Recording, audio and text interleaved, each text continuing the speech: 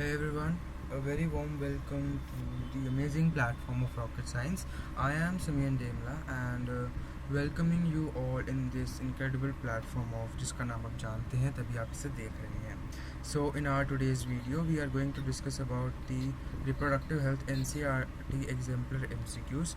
तो ये स्पेसिफिकली है नीट के लिए क्योंकि इसमें हम सभी MCQs देखेंगे जो भी आपके एग्जाम्पलर में होते हैं. जैसे कि आपको पता है कि जो नीट है वो NCERT बेस्ड आता है पूरा, एंड जो एग्जाम्पलर बुक है वो NCERT का ही क्वेश्चन बैंक होता है. कई बार बहुत ज़्यादा चांसेस होते हैं कि डायरेक्ट क्वेश्चन इसमें से आए या फिर इसमें जो कॉन्सेप्ट है जिस तरीके से क्वेश्चन दे रखा है उस तरीके पर क्वेश्चन आ जाए. ठीक है. सो इसलिए हमने एक सीरीज़ शुरू करी है कि हम सभी चैप्टर्स के स्पेसिफिकली फॉर बायोलॉजी हम सभी NCERT एग्जाम्पलर के MCQs को डिस्कस करेंगे. इसमें मैंने सबसे पहले एक बहुत छोटा सा एंड ईजी सा चैप्टर लिया है which is the reproductive health of class 12. वैसे तो ये चैप्टर अब चैप्टर नंबर 3 बन चुका है, तो इसको मैं यहाँ पे करेक्ट कर देता हूँ. ठीक है, इसको यहाँ पर करेक्ट कर देते हैं. 2 मिनट रुकिए. यस, फ्लूइड लगा दी हमने यहाँ पे एंड इधर लिख देते हैं बॉडी क्या है. Sorry. Yes. Yes. So this is your chapter number 3. ठीक है, चैप्टर नंबर कौन सा है? ये तीसरा. चलो शुरू करते हैं. हम यहाँ पे देखो इस बुक के अंदर ना आपके पास कईयों में से ये वाली बुक होगी, या तो NCERT की होगी या तो किसी और पब्लिकेशन की. ठीक है, बट आपको एक बात ध्यान रखनी है कि आप इसके MCQs करेंगे तो वो नीट के लिए आपको सिर्फ MCQs ही करने हैं. इसके सब्जेक्टिव क्वेश्चंस को आप एक बार देख सकते हैं. कई बार क्या होता है सब्जेक्टिव क्वेश्चंस में कोई एक्स्ट्रा कॉन्सेप्ट होता है तो हो सकता है शायद उस पर भी क्वेश्चन आ जाए, बट फॉर प्रैक्टिस हमें सिर्फ MCQs करने हैं. अगर आप बोर्ड्स के लिए कर रहे हैं तो इसके सब्जेक्टिव क्वेश्चंस काफ़ी इंपॉर्टेंट होते हैं, डायरेक्टली एग्जाम में बोर्ड्स में आ जाते हैं. ठीक है, सो शुरू करते हैं. पहला क्वेश्चन है हमारे पास, the method of directly injecting sperm into ovum is assisted reproductive technology is called. तो सही आंसर को हम हाईलाइट करेंगे. ठीक है, आप एक काम कीजिए, पहले वीडियो को पॉज कीजिए और अपना आंसर अपने मन में सोचिए. ठीक है, क्योंकि बता तो सकते नहीं आप मुझे, अपने मन में सोचिए फिर मैच कीजिएगा. तो इसका जो सही आंसर होगा वो होगा C option which is ICSC which is intracytoplasmic sperm injection. हमने ART के अंदर यानी कि आर्ट असिस्टेड रिप्रोडक्टिव टेक्नोलॉजी के अंदर आपने पढ़ा होगा कि जो देखो जो है हमारे पास पहला है gift GIFT which is gamete intra fallopian transfer, जो कि IVF का पार्ट है. इसके अंदर आपकी नकली फर्टिलाइजेशन की जाती है, गैमीट बाहर बनाया जाता है. सॉरी, हाँ, गैमीट इंट्रा फेलोपियन गैमीट है, सॉरी, ये गैमीट इंट्रा फेलोपियन ट्रांसफ़र. इसके अंदर क्या होता है, जो फीमेल होती है उसके अंदर ढंग से ओवा नहीं बन पाता या फिर स्पर्म नहीं पहुंच पाता. इसमें हम उसको क्या देते हैं, ओवा देते हैं. ठीक है, फीमेल की बॉडी के अंदर, ताकि अंदर फर्टिलाइजेशन हो सके. ठीक है, ये IVF नहीं होती है, इन विट्रो फर्टिलाइजेशन नहीं होती, इन वीवो फर्टिलाइजेशन का पार्ट होता है. नेक्स्ट देखिए हम ZIFT which is zygote intrafallopian transfer. ये हमारा इन विट्रो फर्टिलाइजेशन का पार्ट है, जिसके अंदर हम क्या करते हैं, जायगोट और स्पर्म, जायगोट बाहर बनाते हैं एंड उसको फीमेल की बॉडी में ट्रांसफ़र कर देते हैं. तो ET पता नहीं क्या चीज़ है, ET हमने नहीं पढ़ा है. ठीक है, सो अगला है increased IMR and decreased MMR. तो सबसे पहले तो आपको पता होना चाहिए कि IMR और MMR क्या है. IMR is infant mortality rate, यानी कि जिस रेट पर बच्चे जो पैदा हुए बच्चे 6 महीने तक के उनकी डेथ हो रही है वो क्या हो रहा है, इंक्रीज़ हो रहा है, यानी कि डेथ रेट एक तरीके से किसी का बढ़ रहा है. और डिक्रीज MMR यानी कि मैटरनल मोर्टेलिटी रेट कम हो रहा है. ठीक है, यानी कि मैटरनल मोर्टेलिटी मतलब कि जो फीमेल कंसीव करने के बाद उनकी डेथ हो जाती है ड्यूरिंग डिलीवरी हम कहें ज़्यादातर, तो उनकी पॉपुलेशन कम हो रही है. तो इसमें क्या हो रहा है, ये देखो रेशियो कैसे बन रहा है. ये इंक्रीजिंग पॉपुलेशन जो है आपका डायरेक्टली प्रोपोर्शनल है आपका IMR से. सॉरी, इरेज करता हूँ, ये आपका यहाँ पे MMR होना चाहिए. माफ़ करना यार. ठीक है, डायरेक्टली प्रोपोर्शनल है आपका MMR से और इन्वर्सली प्रोपोर्शनल है आपका IMR से. थोड़ी मैथ्स जैसी चीज़ लग रही है ना. अब यहाँ पे क्या हो रहा है, ये डिक्रीज़ कर रहा है तो ये और इंक्रीज़ करेगा. अब ये भी क्या हो रहा है, ये डिक्रीज़ कर रहा है तो ये क्या कर जाएगा, ये डिक्रीज़ कर जाएगा, यानी कि दोनों एक दूसरे के इफेक्ट को नलीफाई कर देंगे, तो कोई भी सिग्निफिकेंट चेंज इसमें नहीं आएगा. तो हमारा जो सही आंसर होगा वो होगा not cause significant change in growth rate. ठीक है, सी ऑप्शन. अगला है intensively lactating mother do not generally conceive due to the हमने लैक्टेशनल एमनोरिया एक नेचुरल कॉन्ट्रासेप्टिव मेथड पढ़ा है। उसके अंदर क्या होता है कि अकॉर्डिंग टू एनसीईआरटी अगर कोई भी मदर कंसीव करने के बाद डिलीवरी के बाद 6 महीने तक जब तक वो लैक्टेटिंग स्टेज में रहती है तब तक वो अपने बच्चे को, जब तक वो दूध पिला रही है तब तक वो प्रेग्नेंट नहीं हो सकती। अब उसका रीज़न भी हमने पढ़ा है क्योंकि उसमें जो गोनाडोट्रोफिन है उनका सप्रेशन हो जाता है, यानी कि जो गोनाडोट्रोफिन है वो डाउन चले जाते हैं, ठीक है। और कौन सा हार्मोन जो है उसका हाइपर सिक्रेशन होता है वो आप कमेंट्स में लिखकर बताएंगे अगर आपने अच्छे से पढ़ा होगा तो, ठीक है। अगला है sterilisation techniques are generally fool proof. What fool proof? No, it's full proof. God, NCERT की पब्लिकेशंस में it's full proof. It's what? Full proof. Full proof method of contraception with least side effects, yet this is the last option for couple because, अब देखो, sterilisation मतलब vasectomy and tubectomy, जिसमें बंदा दोबारा बहुत कम chances होते हैं वापस उसकी नॉर्मल कंडीशन पर आने के। अब ये लास्ट ऑप्शन क्यों रहता है कपल्स के लिए? क्योंकि इट इज़ ऑलमोस्ट इरिवर्सिबल। अब कोई ये तो चाहेगा नहीं कि इरिवर्सिबल है तो इसी को कॉन्ट्रासेप्टिव, हम ज़िंदगी भर कभी वो वुमेन प्रेग्नेंट ही नहीं होगी, वो जो बंदा है वो कभी इंटरकोर्स कर ही नहीं पाएगा, करेगा तो फिर उसका कोई वो नहीं हो पाएगा कि लेडी प्रेग्नेंट नहीं होगी, तो ये तो इसका नहीं होना चाहिए रीज़न। अगला है of the misconception that it will reduce sexual अर्ज। ऐसा भी नहीं होता, कोई भी ऐसे मतलब ऐसा कोई मिसकंसेप्शन मुझे नहीं लगता। It is a surgical procedure and of lack of sufficient facility in many parts of the country. तो इसका जो सही ऑप्शन होना चाहिए वो मेरे हिसाब से होना चाहिए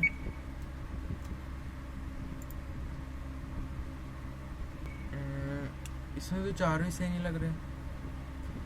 इसको हम आखिरी में देखेंगे, we will see at the last. इस क्वेश्चन को मैं याद रखूँगा, ठीक है। आगे बढ़ते हैं, ठीक है, आगे बढ़ते हैं अगले क्वेश्चन के ऊपर। इस पर हम अपना क्वेश्चन मार्क डाल देते हैं विद रेड पेन। चलो आगे बढ़ते हैं। नेक्स्ट क्वेश्चन है, at national level approach to build up reproductivity healthy society was taken up in our country in. So कौन से साल में ये पहला स्टेप लिया गया था कि हमें रिप्रोडक्टिवली हेल्थी सोसाइटी बनानी है? लेकिन 1951 में पहली बार ये स्टेप लिया गया था, इन 1951। तो इसका जो सही आंसर होगा वो होगा 1950s। आगे का क्वेश्चन जो है हमारे पास वो है, emergency contraceptives are effective if used within. तो 72 आवर्स ऑफ क्वाइटस के बाद अगर एमरजेंसी कॉन्ट्रासेप्टिव्स यूज़ किए जाएँ तो प्रेगनेंसी रोकी जा सकती है। ये ज़्यादातर कौन से केसेस में होता है? जब कोई असॉल्ट हुआ है किसी लेडी के साथ, कुछ गलत हुआ है, उन केसेस में इनको यूज़ किया जाता है। Now let's move to the next question. Next question है हमारे पास, choose a right one among the statements given below. देखिए स्टेटमेंट बेस्ड क्वेश्चन नीट में बहुत अच्छा ट्रेंड चल रहा है आजकल कि स्टेटमेंट बेस्ड क्वेश्चन देने का, ठीक है। तो ऐसे क्वेश्चंस की आपको बहुत ज़्यादा ज़रूरत है। IUDs are generally inserted by the user herself. IUDs are increased phagocytosis reaction in the uterus. IUD suppresses gametogenesis. IUD once inserted need not to be replaced. सबसे पहली बात, ये पहला स्टेटमेंट ही गलत है। एनसीईआरटी में साफ साफ लिखा है कि इसके लिए प्रॉपर मेडिकल असिस्टेंस चाहिए होती है, ठीक है। आगे ये डी भी ऑप्शन साफ साफ गलत लग रहा है क्योंकि 6-7 महीने बाद IUDs को चेंज करवाया जाता है। तीसरा, गैमेटोजेनेसिस कभी भी IUD सप्रेस नहीं करते, वो उनका मेन क्या काम होता है कि वो दोनों का फर्टिलाइजेशन रोकने की कोशिश करते हैं। इसके अंदर फैगोसाइटोसिस वाली जो स्टेटमेंट है वो मोस्ट अप्रोप्रिएटली सही है, ठीक है, क्योंकि जो फैगोसाइटोसिस है स्पर्म्स का वो इंक्रीज कर देते हैं, ठीक है। Following statements are given regarding MTP। MTP मतलब मेडिकल टर्मिनेशन प्रैक्टिस, ठीक है। सो मेडिकली टर्मिनेटेड प्रेगनेंसी, ये होती है हमारी MTP की फुल फॉर्म, यानी कि एबॉर्शन कह ले एक तरीके से हम अपनी नॉर्मल लेमन लैंग्वेज में, ठीक है। Choose the correct options given below. MTP are generally advise during first trimester. ये बिल्कुल सही स्टेटमेंट है क्योंकि फर्स्ट ट्राइमेस्टर में ही सजेस्ट किया जाता है, सबसे सेफ होता है, क्योंकि फर्स्ट ट्राइमेस्टर के बाद मेजर ऑर्गन्स बन चुके होते हैं किसी भी बेबी के, ठीक है।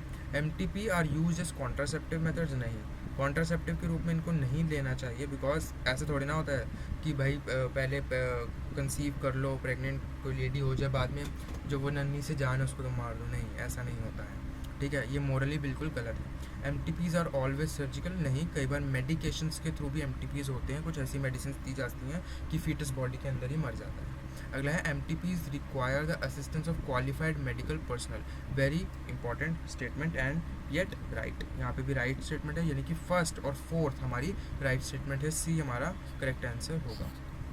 आगे बढ़ते हैं। From the sexually transmitted disease mentioned below identify one which does not specifically affect the sex organs. Okay, see तो तीन चारों ही हमारी सेक्सुअली ट्रांसमिटेड डिसीज है। ठीक है, अब इसमें बोला है कि जो स्पेसिफिकली सेक्स ऑर्गन्स को अफेक्ट नहीं करती, तो हम इसमें देखें तो सिफिलिस में सेक्स ऑर्गन्स अफेक्ट होते हैं, गोनोरिया के अंदर भी होते हैं, जेनाइटल वार्ड्स के अंदर भी हमारे जो सेक्स ऑर्गन्स है वो इन्फेक्ट हो जाते हैं, अफेक्ट हो जाते हैं। पर जो एड्स है वो हमारी इम्यूनिटी पर अटैक करता है, वो सेक्स ऑर्गन्स पर कुछ खास असर नहीं दिखाता। तो जो सही आंसर होगा वो होगा बी, एड्स। ठीक है, आगे बढ़ते हैं नेक्स्ट क्वेश्चन पे। नेक्स्ट क्वेश्चन की तरफ बढ़े तो condoms are one of the most popular contraceptive because of the following reason. ठीक है, they are effectively barriers for insemination, they do not interfere with coital act, they help in reducing the risk of STD. All of the above, all of the above साफ साफ इसका answer मिल रहा है हमें, क्योंकि देखिए ये अच्छा बैरियर का काम करते हैं। ठीक है, कोई भी कोइटस के बीच में इंटरफेरेंस इनका नहीं आता, और एसटीडी का रिस्क भी ये बहुत कम कर देते हैं। Now let's move to the next question. Choose the correct statement regarding the ZIFT zygote intrafallopian transfer. Ova collected from female donor are transferred to the fallopian tube to felicitate zygote formation. ऐसा नहीं होता। ठीक है, test tube के अंदर इसके अंदर baby zygote बनता है। zygote is collected from female donor and transferred to the fallopian tube. नहीं, ऐसा नहीं होता है। एक मिनट, हम से बोल रहे हैं। हाँ, zygote is collected from female donor and transferred to uterus. नहीं, ठीक है, ova is collected from a female donor and transfer to the uterus. Oh god, ये क्या हो गया? ये तो लगभग ये तीन स्टेटमेंट तो लगभग एक जैसी ही हैं। ठीक है, 2 मिनट रुको। इसका रीज़न सुन लो कि दो तरीके से ज़िफ्ट हो सकता है, या तो इन विट्रो की हेल्प से कि आपने किसी डोनर से ओवा कलेक्ट किया एंड उसको अंदर फ्यूज़ करवाया, ठीक है, एंड देन उस ज़ायगोट को ट्रांसफ़र कर दिया।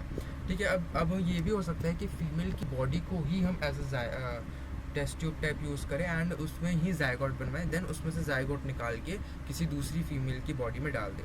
तो यहाँ पे जो सबसे ज़्यादा करेक्ट स्टेटमेंट है वो बी जा रही है, इसलिए यहाँ पे बी आंसर है। ठीक है, so the correct surgical procedure as a contraceptive method is ovariectomy नहीं, हिस्टेरेक्टोमी नहीं, वैसेक्टोमी सही है, कैस्ट्रेशन नहीं होता। हिस्टेरेक्टोमी मतलब होता है यूट्रस की सर्जरी, ओवरेक्टोमी मतलब आपकी जो ओवरीज है उनकी सर्जरी, तो ये दोनों ये नहीं होते। वैसेक्टोमी हमने पढ़ा, तो यही आंसर होना चाहिए। लास्ट क्वेश्चन है हमारा आज का। Diaphragms are contraceptive devices used by the females, choose the correct option from the statements given below. सही स्टेटमेंट हमें चूज करनी है। ठीक है, सो चूज करते हैं statement. So they are introduced into the uterus. आगे देखते हैं। They are placed to cover the cervical reason.